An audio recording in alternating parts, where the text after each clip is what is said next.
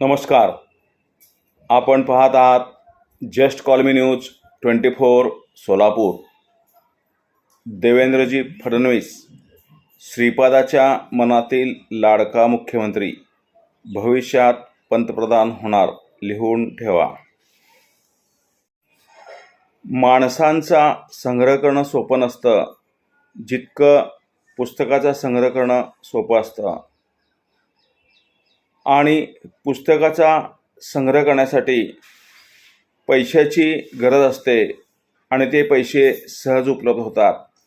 परंतु माणसाचा संग्रह करण्यासाठी नम्रता, आपुलकी आणि जिव्हाळा लागतो.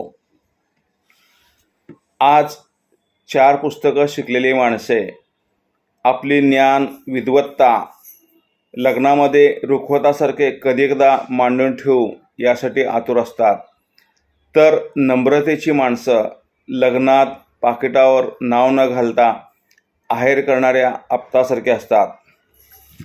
मित्रांनो, समाजामध्ये 2 प्रकारची माणसं असतात, एक वेडी आणि दुसरी ध्येयवेडी. वेडी माणसे इतिहास वाचण्यात आपला अर्धा आयुष्य घालवतात, तर ध्येयवेडी माणसे इतिहास निर्माण करून ते दुसऱ्याला वाचायला लावतात. असं एक व्यक्तिमत्व म्हणजे महाराष्ट्राचे लाडके मुख्यमंत्री श्री देवेंद्रजी फडणवीस. महाराष्ट्राच्या राजकारणातील एक शांत, संयमी तसेच चाणाक्ष नेता, धुरंधर नेता म्हणून त्यांची आज ओळख आहे. आपल्या बुद्धिचातुर्याच्या जोरावर ते 2 वेळा मुख्यमंत्री झाले. 2014 साली एकदा मुख्यमंत्री होते आणि आता पण मुख्यमंत्री आहेत. आणि त्यांनी आपल्या बुद्धिचातुर्यावर विरोधकांना नामोहरण केलेलं आहे. कारण का तर तुम्हालाही माहीत आहे, समाजामध्ये चांगलं काम करत असताना मांजरापेक्षा माणसेच खूप आडवी येतात. आणि बऱ्याचशा विरोधकांनी खालच्या पातळीवर जाऊन टीका केली तरीसुद्धा त्यांनी अजिबात संयम सोडला नाही. बऱ्याचशा लोकांनी शिव्यावरही पण दिल्या. त्यांना बऱ्याचशा पत्रकारांनी प्रश्न पण विचारला की बरेचसे तुमचे विरोधक आहेत, खालच्या पातळीवर बोलतात, काही बोलतात.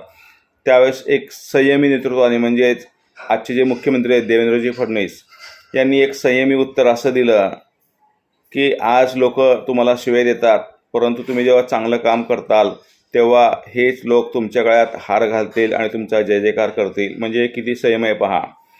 आणि महत्त्वाची गोष्ट म्हणजे त्यांना बऱ्याच वेळा ब्राह्मण म्हणून खूप हिणवलं. राष्ट्रवादीचे सर्वसर्वा शरद पवार साहेब यांनीसुद्धा असं म्हणलं होतं की आम्हाला शेंडी जानव्याचं हिंदुत्व मान्य नाही, परंतु त्यांनीसुद्धा शेवटी आपल्या नातीला ब्राह्मण घराण्यातच दिलं. म्हणजे सांगायची गोष्ट म्हणजे अशी कमाल देवेंद्रजी फडणवीस यांनी केलेली आहे. आणि अक्षरशः सगळ्यांना नाकेनं आणून सोडलं. एक बुद्धिचातुर्य, एक अभ्यासू नेतृत्व म्हणून त्यांची आज ओळख आहे. महाराष्ट्राच्या राजकारणातील एक धुरंधर, अभ्यासू, संयमी नेता म्हणजे त्यांचं जर नाव घेतलं तर हे वावगं होणार नाही. काही विरोधक होते असं म्हणत होते की आम्ही एकमेकाचं तोंडसुद्धा बघणार नाही, परंतु देवेंद्रजी फडणवीस यांनी त्यांनाच एका मंचावर आणलं. आणि सगळ्यात महत्त्वाची गोष्ट म्हणजे बरेचसे प्रश्न वगैरे विचारत होते.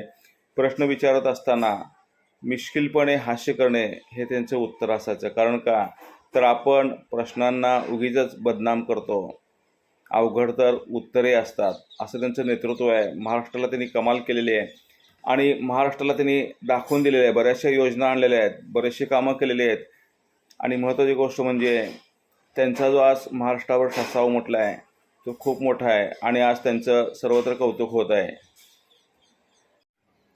सगळेजणच म्हणत होते आणि राष्ट्रवादीचे सर्वसर्वा शरद पवार यांनीसुद्धा त्यांच्या विरोधात बरेचसे कट केले, कारस्थान केले, परंतु त्या पवार साहेबांनासुद्धा देवेंद्र फडणवीसने, म्हणजेच देवेंद्रजी फडणवीस यांनी नामोहरण केले. सगळेजण म्हणत होते अकेला देवेंद्र क्या करेगा, परंतु अकेला देवेंद्र ही सबको काफी है हे त्यांनी सगळ्यांना दाखवून दिलं. आणि त्याचबरोबर त्यांनी एकदा घोषणा पण केली होती की मी पुन्हा येईन, आणि ते पुन्हा येऊन दाखवले आणि विरोधकांना तोंडात त्यांनी बोट घालायला लावलं. देवेंद्रजी फडणवीस साहेब, आपण श्रीपादाच्या मनातील लाडके मुख्यमंत्री असतात. कारण का, जे लोक चांगले काम करतात ते नेहमी देवाच्या सानिध्यात असतात आणि देव त्यांच्या नेहमीच पाठीशी असतो, पाठीराखा असतो. तसंच श्रीपाद श्रीवल्लभ तुमच्या पाठीशी आहेत. तुम्हाला आठवतं आहे का, पहिल्यांदा तुम्ही जेव्हा मुख्यमंत्री झालात तेव्हा मंगळवेढ्याला तुमचा हेलिकॉप्टर जे आहे एका तारेच्या ह्याला हे केलं होतं, धडकला होता, पण त्यातून सुद्धा तुम्ही सुखरूप वाचलात. त्यानंतर राष्ट्रवादीचे सर्वस्वरा शरद पवार, तसेच घरकमडा माजी मुख्यमंत्री उद्धव ठाकरे या दोघांनी मिळून कट कारस्थान रचलं होतं आपल्या विरोधात, आपल्याला आतमध्ये घालण्याचा प्रयत्न केला होता. परंतु तिथले जे लोक होते त्यातील लोकांनीच तुम्हाला सांगितलं की तुमच्या विरोधात कट कारस्थान केलेलं आहे. म्हणजे त्यातील लोकांच्या रूपाने श्रीपाद श्रीवल्लभ तुमच्या पाठीशी होते आणि अजूनही पाठीशी आहेत. आणि महत्त्वाची गोष्ट म्हणजे आता सध्या वारी आहे, 25 तारखेला ह्या आषाढी एकादशी आहे. त्यानिमित्ताने सर्वत्र आज विठोबाचा गजर चालू आहे, जय जयकार चालू आहे. सर्व विठ्ठल भक्त माऊली वारीनं पायी जात आहेत. तुम्हाला आठवतं का, 2018 साली तुम्हाला अडवण्यात आलं की असं केलं गेलं की आम्ही वारीमध्ये साप सोडू, मग त्यामुळे तुम्ही पूजेला येऊ शकणार नाहीत.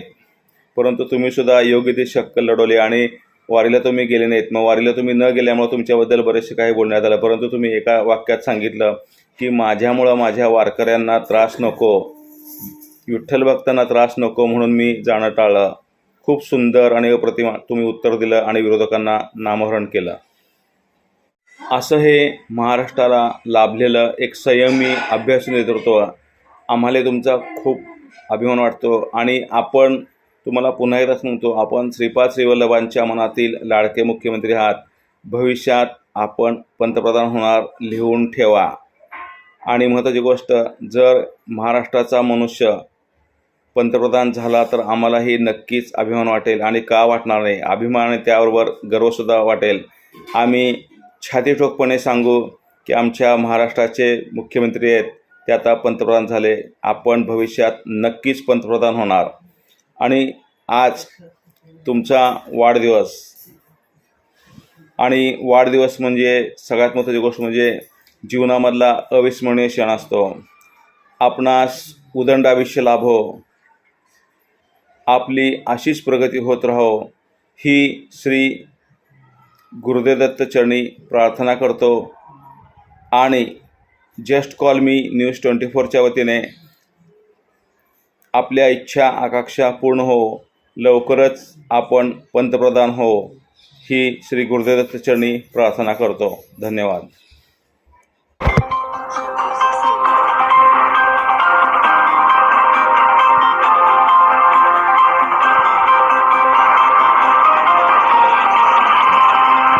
व्यवसाय तुमचा, जाहिरात आमची. आता आपल्या व्यवसायाची जबाबदारी आमच्यावर. दररोज 2 लाख लोकांपर्यंत पोहोचा. व्हॉट्सअप, फेसबुक पेज, युट्यूब आणि इंस्टाग्रामच्या माध्यमातून इमेज आणि व्हिडिओच्या स्वरूपात. व्हॉट्सअपचे 1000 ग्रुप आहेत. वर्षातून 2दा हुतात्मा स्मृती मंदिर मध्ये मोठ्या कार्यक्रमाद्वारे जाहिरात. तसंच अक्षरा सोहळा, शिवजयंती, LCD, फेसबुक लाईव्ह मध्येही जाहिरात. कार्यक्रम निमंत्रण पत्रिका, टेलिफोन डायरी, नवीन वर्षाचे कॅलेंडर, आरती संग्रहामध्येही जाहिरात. पूर्ण वर्षभर आपल्या व्यवसायाच्या जाहिरातीची हमी. तर आपल्या व्यवसायाच्या भरभराटीसाठी आजच संपर्क साधा. Just call me news 24 Solapur. Mobile 9970 30 84 84 किंवा 9607 30 84 84. Just call me news 24